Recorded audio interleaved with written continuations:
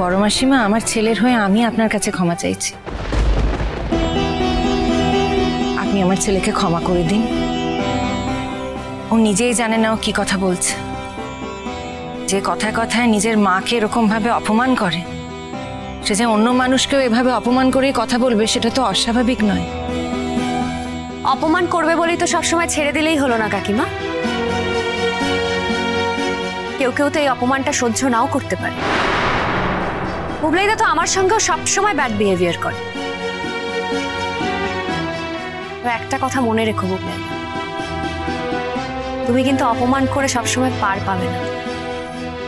এই বাড়ির সবাই যদি তোমাকে এক্সকিউজ করেও, আমি কিন্তু করব। সাবধানে থেকো তুমি। আর আমার সঙ্গে কথা বলার আগে তুমি কিন্তু ভেবে চিন্তে কথা বলো। আর শুধু আমাকে নয়, আমার সামনে যদি তুমি এই বাড়ির অন্য কাউকে অপমান করো, তাহলেও কিন্তু আমি ফাইট করব। বড় ঠাম্মার কাছে তোমার এক্ষুনি ক্ষমা চাওয়া উচিত।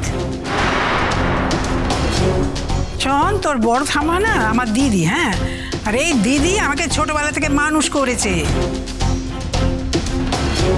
হ্যাঁ, এই যে বললো না কথাটা, তুই তো কিছু না বুঝে কিছু না জেনে ফরফর ফরফর করে অনেকগুলো কথা বলে দিলি। হ্যাঁ, যে বললো না, বিষ নেই তার কুলোপানা চক্কর। ঠিকই বলেছে তো, আমিও তাই মনে করি। তুই কোনোদিন কোনো দায়িত্ব পালন করলি না। হ্যাঁ, এমন একটা হাত ভাব করছিস যেন বাড়িটা তোর আদেশেই চলবে।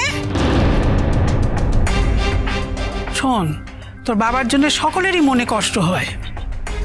তা এটা তো সত্যি, যে মানুষটা চলে গেছে সে কি আর কোনোদিন ফিরে আসে? ছোট ঠাম্মি, রুদ্র প্লিজ প্লিজ মাথাটা ঠান্ডা করো বাবা। তোমাকে আর বলে বলে পারি না গো। কেন চিৎকার চেঁচামেচি করো বলো তো? তুমি তো সবার কাছে খারাপ হয়ে যাচ্ছ। রুদ্র, শান্ত হও একটু, চুপ করে দাঁড়াও। মিটিমা, তোমার কি মনে হয় তুমি তোমার রেজাল্ট বলতে আরো সময় নেবে? না নতুন কাকু, আসলে মুডটাই তো অফ করে দিল।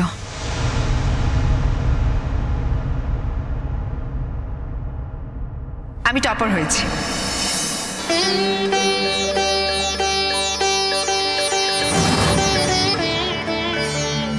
মিঠি, আমার সোনা মেয়েটা, সোনা মেয়ে। ফাটিয়ে দিয়েছিস? কি কি কি কি হয়েছে? কি হয়েছে? কি বললো? অপার অপার কি বললো? প্রথম হয়েছে ঠাম্মি, প্রথম হয়েছে। প্রথম? তুই প্রথম হয়েছিস? মিঠি, এত বড় কথাটা তুই এখন বললি? কি করবো বলো মিটিলদি?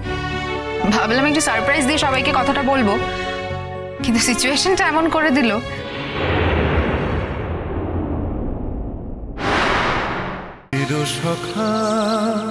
চিরসখা সোম থেকে রবি প্রতিদিন রাত ৯টায় স্টার জলসায় ও জিও হটস্টারে।